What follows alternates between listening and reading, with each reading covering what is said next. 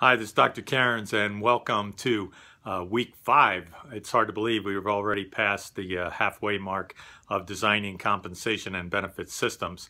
I've really been enjoying the class and just watching your progress, as well as how you're processing the information that you're being exposed to and thinking about it from an overall standpoint. It kind of continues the theme of looking at a compensation philosophy and then building systems to support the philosophy that a company wishes to implement. And you saw that with Netflix, and this week you're going to get exposed to the brief lecture that will talk about managing compensation costs.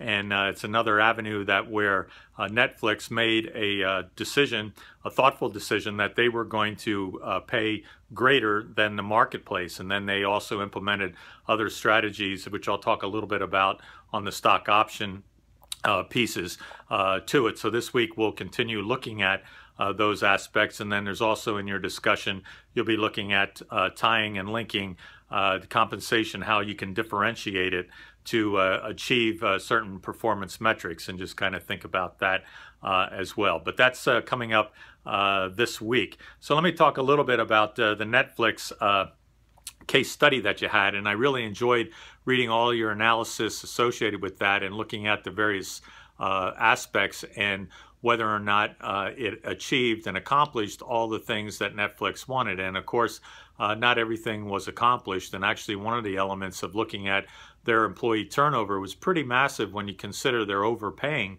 compared to the marketplace, but they must also be overworking. And are they abusing that workforce in the process and feeling that, well, are those employees really being compensated for the work of 2 or 3 people, or are they being compensated for the work of 1.5 and expected to do the work of 3? So it's just something to think about. And then also the aspect of this idea of stock options, and you looked at that in your discussion this week, thinking about what would be the things that you would do that a startup company would do. And a few years back when I first left and retired from NBC, I had the opportunity, I was being considered to be a COO of a startup company.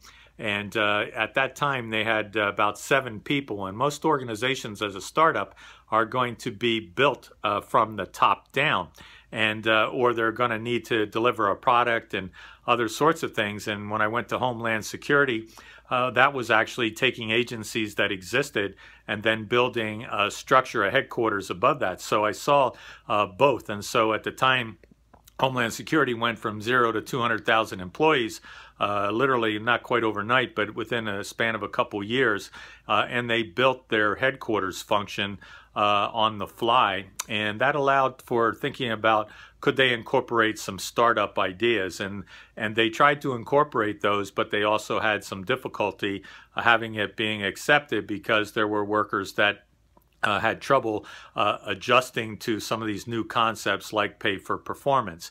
And so I mentioned this startup company. One of the things that you need to be aware of is that most startups fail. And so when people go to work for them, are they looking for that promise of on paper, it looks good that if we go public, we will have additional monies that will be coming in, and then we all become rich. That's what an IPO does. But think about this, most startups, that doesn't happen.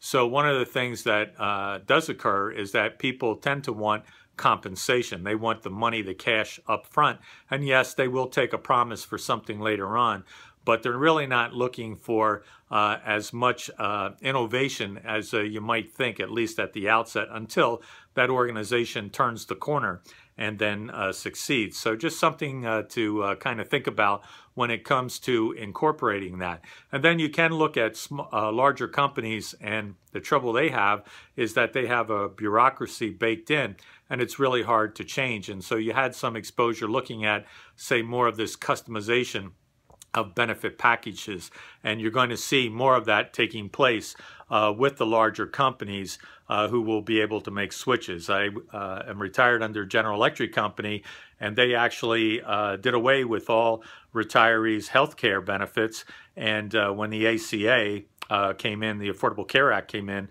we went out on the exchanges. So every retiree is now on that exchange, and so that enables GE to do something a little different with their packages. So just something to consider. So with that, as you continue to move on, reading God and Money, I really appreciate your reflections on that. I would encourage you, some of you are making some really great points that I would share in the add a comment section. Because it's worthwhile just to see how everybody's processing this information from a faith integration standpoint. So with that, if you have any questions, please let me know. My virtual office hours are every Tuesday from noon to 1. Should you want to talk to me sooner, just email me or text me. With that, have a blessed week, and I'll see you in the virtual classroom.